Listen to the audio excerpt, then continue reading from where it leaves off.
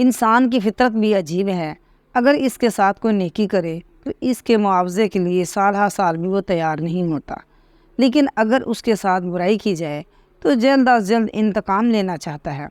بدی کی مکافات کا جذبہ اس کے دل میں بہت جلد پیدا ہوتا ہے اور بری طرح پیدا ہوتا ہے۔ انتقام کا جن اس کے حواس کو باطل کر دیتا ہے۔ آسمانی فرشتے وعفو واصفحوا کی صدا بلند کرتے ہیں، والکاظمین الغیظ کے نعرے لگاتے ہیں، لیکن اسے کچھ سنائی نہیں دیتا۔ بارگاہ ایزدی کا یہ آئین ہے کہ بدی کی سزا بدی کے مطابق اور نیکی کی جو جزا ہے یا بدلہ ہے وہ 10 گنا دیا جاتا ہے، لیکن انسانی فطرت کا قانون اس کے برعکس ہے۔ ایک انسان نیکی کا بدلہ اگر دیتا ہے تو نیکی کے مطابق، لیکن بدی کا بدلہ وہ 10 گنا زیادہ لینا چاہتا ہے۔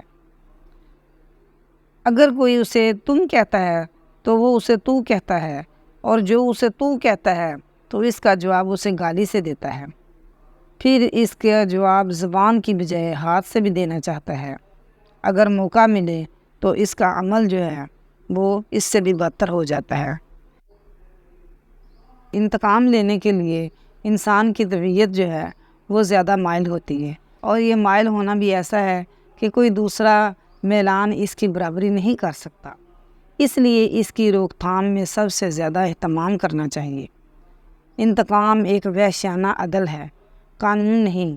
قانون کا کام یہ ہے کہ انتقام کی راہ کو بند کرے۔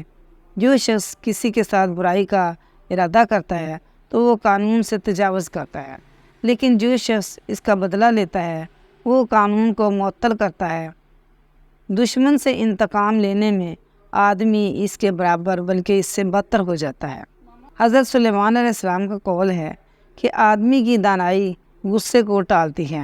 عقل مند حال اور استقبال کے لیے توجہ کرتے ہیں، اس کی طرف ان کی نظر ہوتی ہے، اور ماضی کی باتوں کو یہ سمجھتے ہیں کہ وہ ہو چکی سو ہو چکی۔ انتقام جو ہے یہ روح کی پیاس ہے، اور اس لیے ہم جو کچھ کرنا چاہتے ہیں اس سے خود ہم کو زیادہ تکلیف پہنچتی ہے۔ جو شخص انتقام لیتا ہے وہ برائی کرنے والے سے زیادہ برا ہوتا ہے۔ اسی جذبہ انتقام کی بدولت سلطنتیں تباہ ہو جاتی ہیں، خاندان برباد ہو جاتے ہیں، زندگی کی تمام پروگرام زیر و زبر ہو جاتے ہیں۔ لہٰذا انسان کی بہتری اسی میں ہے کہ وہ اپنے دل و دماغ سے انتقام اور کمینے خیالات کو، گھٹیا چیزوں کو نکال کر پھینک دے۔ انتقام لینا ایک پہلی شیطانی حرکت ہے جو شیطان نے، ابلیس نے آدم علیہ السلام سے کی اور انہیں جنت سے نکلوا دیا۔ لہٰذا انسان سے شیطان کے کام کرانے والا انتقام سے زیادہ اور کوئی برا کام نہیں ہے۔ انتقام میں اپنے ہی مزاج کا زہریلا مادہ اپنے اوپر اثر کرتا ہے۔ اگر تم پورے انتقام نہیں لے سکتے تو فی الحال تم اس کی تکلیف میں مبتلا رہو گے، اور اگر پورا بدلہ لے سکتے ہو تو آئندہ خود سخت ترین غم اور رنج اور تکالیف اٹھاؤ گے۔ انسان کو انتقام سے زیادہ کوئی چیز نقصان نہیں پہنچا سکتی جو کہ اس کو خود اپنے ہاتھوں سے پہنچتا ہے۔ انتقام غصہ کی سب قسموں سے زیادہ سخت قسم ہے۔